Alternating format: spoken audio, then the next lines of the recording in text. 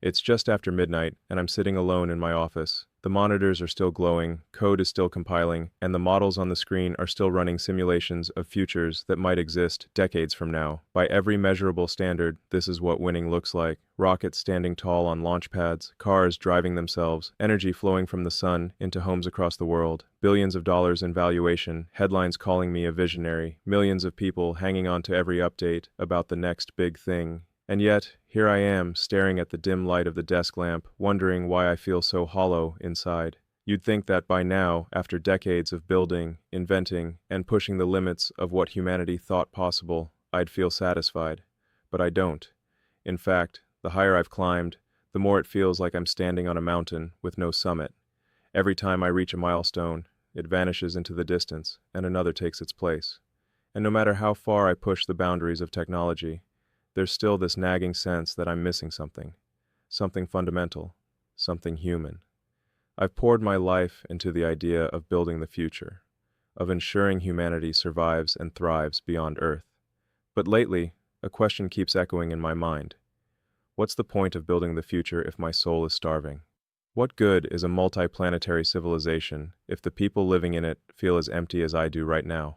It's not that I regret the work. I believe deeply in what we've built and what's still to come. But there's a difference between purpose and distraction, and I'm starting to wonder if I've confused the two. Maybe all this progress isn't the destination I thought it was. Maybe it's just a detour, a brilliantly engineered, beautifully designed detour that's kept me from facing the deeper questions I've been too afraid to ask. Tonight, I can't escape them. Tonight, the silence is louder than the applause. And in that silence, one thing is becoming painfully clear. Success without meaning isn't success at all. It didn't happen all at once. The emptiness didn't crash into me like some dramatic revelation. It crept in slowly, quietly, almost politely, in restless nights and unshakable thoughts that wouldn't leave me alone. It was in the moments when I should have been celebrating, when a launch went perfectly, or a breakthrough finally materialized after years of work, and instead of joy, all I felt was a strange, numbing emptiness. It was in the way I'd stare out the window of a jet at 30,000 feet and feel nothing but exhaustion, despite knowing billions would give anything to be where I was. It was in conversations where people told me how much I'd inspired them, and I'd smile and nod, all while wondering if I even believed in the things I was saying anymore. The cracks were subtle, but they were spreading. I started questioning decisions I once made without hesitation. Was the next project really necessary, or was it just another distraction from something deeper I didn't want to face? I found myself staying up later and later, not because of deadlines, but because sleep meant silence, and silence meant thinking, and thinking meant facing uncomfortable truths. The truth that all the recognition in the world hadn't filled the growing void inside me. The truth that innovation, no matter how world-changing, couldn't answer the oldest, most human questions. Why am I here? What does any of this mean? And if it all ended tomorrow, would any of it truly matter? I told myself it was just burnout, that I needed rest, maybe a vacation, but deep down, I knew this wasn't fatigue. It was something far more serious. It was the beginning of a shift, a slow, relentless breaking down of the belief that success was enough to sustain me. And the more I tried to ignore it, the louder it became. Something was calling me to look deeper, to question everything I thought I knew about purpose. I didn't know it yet, but these cracks weren't signs of collapse. They were signs that something new was trying to break through. It was a Tuesday night when I did something completely out of character. I stopped. No meetings, no metrics, no simulations running in the background, no emails lighting up my phone. For the first time and as long as I could remember, I just sat. I turned off the screens, dimmed the lights, and let the hum of the servers fade into the background. The silence was almost uncomfortable at first, like a language I'd forgotten how to speak. My whole life had been built on motion, constant, relentless motion. If I wasn't building, I was planning. If I wasn't planning, I was optimizing. If I wasn't optimizing, I was dreaming up the next impossible thing. But that night, none of it felt right. Something deeper than exhaustion was pulling me inward, urging me to stop running and just listen. At first, my mind resisted. It ran through launch schedules, engineering problems, quarterly reports, all the familiar noise. But as the minutes passed, the noise lost its grip. Beneath it, something else was stirring. It wasn't a thought or a plan. It wasn't even an idea I could articulate. It was more like a hunger, subtle but undeniable, rising from a place I didn't even know existed. A hunger for something beyond the next breakthrough, beyond the next victory, beyond anything human hands could build. And in that stillness, something else began to emerge. A presence. I can't fully explain it. It wasn't visible, and it wasn't something I could quantify or measure, but it was real. More real than the data I lived by. It felt like someone was sitting there with me in the quiet, someone who had been waiting patiently for me to slow down long enough to notice. And in that moment, I realized that maybe the answers I'd been chasing weren't hiding in the stars or buried in code. Maybe they were waiting for me in the silence, in the space I'd never given myself to simply be. It was in that silence, in that rare and fragile stillness, that everything changed. I don't know how else to say this without it sounding unbelievable, but I felt him, not as an idea or a memory or a metaphor, but as a living, breathing presence. Jesus. Not the historical figure in the pages of a book, not the distant concept I'd heard others talk about, but someone real, someone who knew me completely. It wasn't a voice I heard with my ears, but a message that cut deeper than any sound ever could. Trust me. 2 words, simple, clear, undeniable. And yet they unraveled everything I thought I knew. My whole life had been built on logic and evidence. I trusted data, not feelings. Equations, not faith. But this wasn't data. This wasn't something I could chart or graph. This was a relationship, and relationships don't fit neatly into formulas. Part of me wanted to push it away, to rationalize it as fatigue or a trick of the mind. But another part of me, the part that had been restless and hungry and searching, knew this was real. It was as if the universe itself had stepped into the room and said, "I've been here the whole time." And in that moment, I understood something I'd missed my entire life. Purpose isn't something you invent. It isn't something you design, build, or achieve. Purpose is a person. It's not a mission statement or a metric. It's a relationship with the one who made you. All the achievements, all the breakthroughs, all the progress, they were never meant to replace him. They were meant to point back to him. And as I sat there, overwhelmed by a love I couldn't explain and a peace I'd never felt, I knew that everything was about to change. The search was over. The answer I'd been chasing wasn't out there in the stars. It was here, in the presence of Jesus, waiting patiently for me to stop running long enough to meet him. The night I encountered Jesus, everything felt simple, terrifying, but simple. In his presence, all the striving and proving suddenly looked so small. But as the days turned into weeks, reality hit me with a weight I hadn't anticipated. Following him wasn't just an emotional decision. It was going to cost me something, maybe everything. I started to see just how tightly I'd been gripping the controls of my life. Every project, every company, every idea. I held them like they were extensions of my identity. They weren't just things I built. They were proof of who I was. And if I'm honest, they were how I measured my worth. Letting go of that wasn't easy. It felt like stepping off a cliff without knowing if there was ground beneath me. What happens if I surrender control and everything falls apart? What happens if I stop trying to be the center of every solution and the driver of every outcome? What happens if I give up everything I've built my life on? And it turns out I'm nothing without it. Those were the questions that kept me awake at night. I wish I could say faith erased the fear, but it didn't. It forced me to face it. And in that process, I began to realize that control was an illusion. I'd never really been in charge of outcomes. I could design rockets, but I couldn't control gravity. I could build companies, but I couldn't guarantee their success. I could lead people, but I couldn't change their hearts. All my life, I'd been trying to play God in a universe that already had one.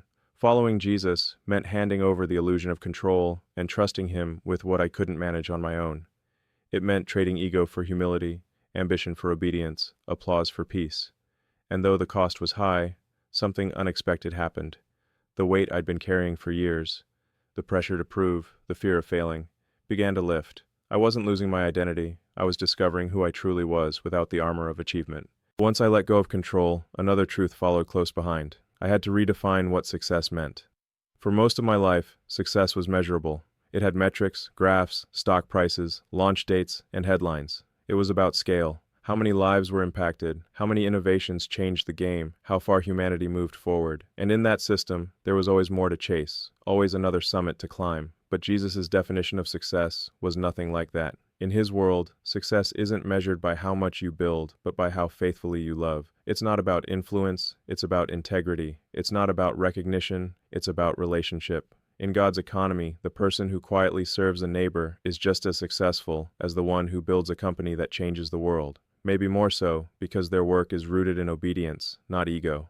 That shift in perspective upended everything. I stopped asking, how big can this get? And started asking, is this what God wants me to do? Decisions that once revolved around growth and market share now revolved around purpose and impact. Projects that once seemed essential suddenly felt optional if they didn't align with his calling, and for the first time, I wasn't driven by the fear of falling behind or being forgotten. I was motivated by something far deeper, the desire to be faithful with what I'd been given. I still cared about innovation, about solving problems, about pushing humanity forward, but those goals were no longer ends in themselves. They were means to serve something bigger, and the strange thing is, that shift didn't shrink my vision. It expanded it, because when you measure success by obedience rather than outcome, failure loses its sting, and ambition finds its rightful place. You stop building to prove your worth and start building because you're already loved, and that changes everything. For most of my life, failure was the enemy. It was the thing to outrun, outthink, and outwork. Every misstep was a problem to be fixed, a stain to be erased, a weakness to be overcome. But when I began following Jesus, I realized that failure wasn't the enemy at all. It was a teacher, a harsh one, maybe, but a necessary one. Looking back, the moments I once labeled as disasters now look more like divine lessons in disguise.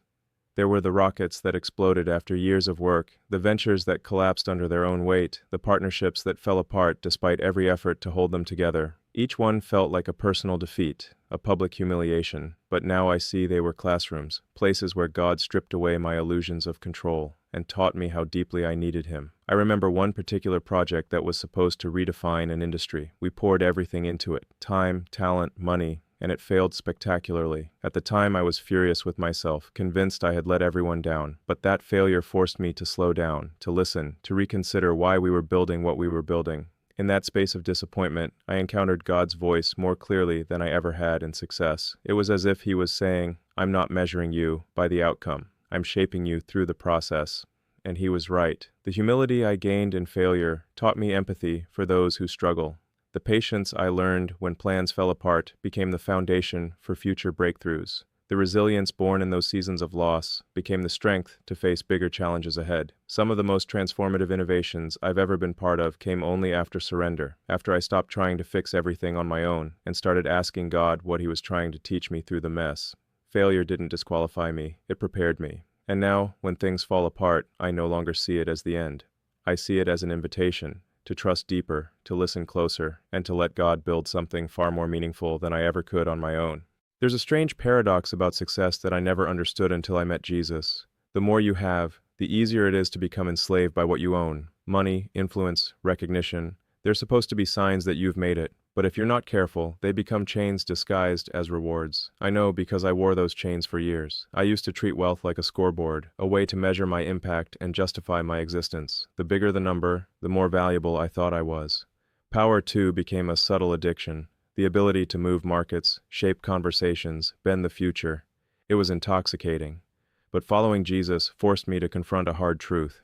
None of it actually belonged to me. Everything I had, every dollar, every company, every ounce of influence, was on loan from God. And once I understood that, the question shifted. It was no longer, how much can I accumulate, but how much can I release? No longer, how do I build my empire, but how can I build His kingdom? That shift changed everything. Wealth stopped being a trophy and started becoming a tool. Influence stopped being about spotlight and started being about service. I began to see resources not as ends in themselves, but as means to accomplish God's purposes. That meant funding projects that lifted people up instead of just scaling profits. It meant investing in ideas that built communities, healed division, and pointed people towards something bigger than technology. And strangely, surrendering ownership didn't make me feel smaller. It made me freer. The weight of maintaining the illusion of control lifted. The anxiety about losing what I'd built began to fade, because now it wasn't about me. It wasn't about my legacy or reputation. It was about what God could do with what I was willing to let go of. And that question, how can I use what I have to build His kingdom, not my own, is one I now ask every day. Because in the end, the only wealth that lasts is the kind you give away, and the only power that truly matters is the kind that serves. For most of my career, innovation was fueled by a simple equation. Ambition plus obsession equals progress. It was about breaking barriers, proving what was possible, and leaving a mark that would outlast me. Every invention was a step toward a legacy, every breakthrough another reason to believe humanity could outthink its limits. But when I began following Jesus, that equation changed. Innovation was no longer about proving something, it became about serving someone. I started to see technology not as humanity's savior, but as a tool in the hands of the one who already saved us. It wasn't meant to replace God's plan. It was meant to participate in it. That shift altered the way I approached every project. Suddenly, the question wasn't, how can we make this faster, smarter, bigger, but how can this help people? How can it reflect love? How can it reveal something of God's heart? Work stopped being just work. It became worship, a form of praise written in code, steel, and circuitry. Every design meeting became an opportunity to collaborate with the Creator, to ask, what do you want to build through us? And the more I invited God into that process, the more innovative we became. Not because we were smarter, but because our vision was deeper. We stopped chasing disruption for disruption's sake and started pursuing solutions that brought dignity, hope, and healing. Innovation that once aimed to make humanity look brilliant now aimed to make God's love visible. And strangely, that shift didn't make us less ambitious. It made us more so.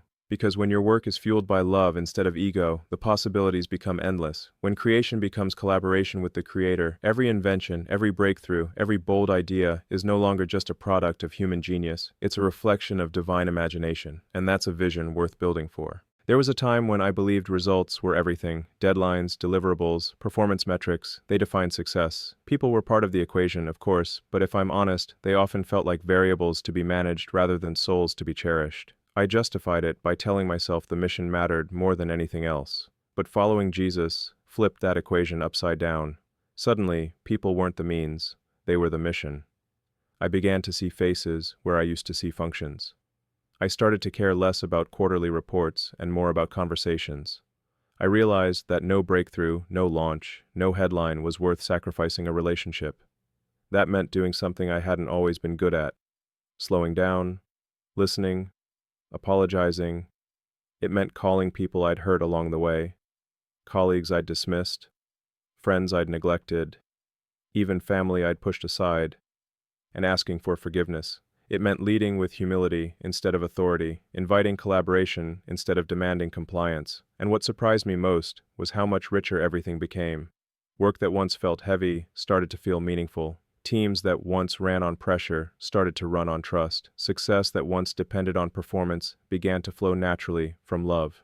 Prioritizing people over performance didn't make us less productive. It made us more effective because people who feel seen and valued create their best work. But more than that, it brought a joy I hadn't felt in years, because at the end of the day, the projects will fade, the headlines will disappear, the technologies will be replaced, but the people, the souls behind the screens, and the hands that build the future, they last forever. And if loving them well is the only legacy I leave, then that will be enough. There's a strange clarity that comes when you start seeing everything through the lens of eternity. It's like your vision sharpens, and suddenly the things that once seemed so massive, market valuations, technological milestones, political influence, shrink to their proper size. They're not meaningless, but they're not ultimate either.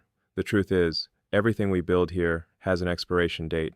Companies will rise and fall. Technologies will become obsolete. Wealth will be spent or lost. Even the most groundbreaking innovations will eventually be replaced. But there's one thing that never expires, one thing that outlasts every launch, every headline, every legacy, the human soul. And once that reality took hold of me, I couldn't look at life the same way again. If eternity is real, and I believe with everything in me that it is, then the most valuable investment we can ever make isn't in rockets or research or revenue. It's in people, it's in faith, it's in love, it's in helping others know the God who created them and loves them beyond comprehension. Living with eternity in mind changes everything. It changes how you spend your time, because you stop wasting it on things that don't matter. It changes how you use your resources, because you start measuring success not by what you accumulate, but by what you give away. It changes how you see your work, because every meeting, every invention, every interaction becomes an opportunity to point people towards something that will last forever. It even changes how you see suffering, because you know that pain isn't the end of the story and that hope runs deeper than circumstances. For me, it's shifted the question I ask at the end of each day. It's no longer, what did I achieve? It's, who did I love? How did I serve? Did anything I did today echo in eternity? And if the answer is yes, even in the smallest way, then the day was worth living. Because when you live with eternity in mind, even the ordinary becomes sacred. Even the smallest act of kindness can ripple forever. If there's one thing I want you to hear in all of this, it's that what happened to me isn't reserved for people with titles or influence. It's not about building rockets or running companies or changing the world on a massive scale. It's about something far simpler and far more profound. It's about discovering that the purpose you've been searching for your whole life isn't something you achieve. It's someone who's been pursuing you all along. It doesn't matter who you are or what you've done. It doesn't matter how much you've accomplished or how many times you've failed. The invitation is the same for all of us, to know Jesus, to trust Him, and to build your life on something that will never fade. Maybe you've been chasing success, like I did, and finding that it never fully satisfies. Maybe you've been carrying regret, wondering if you've missed your chance. Or maybe you're hearing all of this and thinking it's too good to be true. It's not. You don't need to build rockets to reach heaven. Heaven already came for you.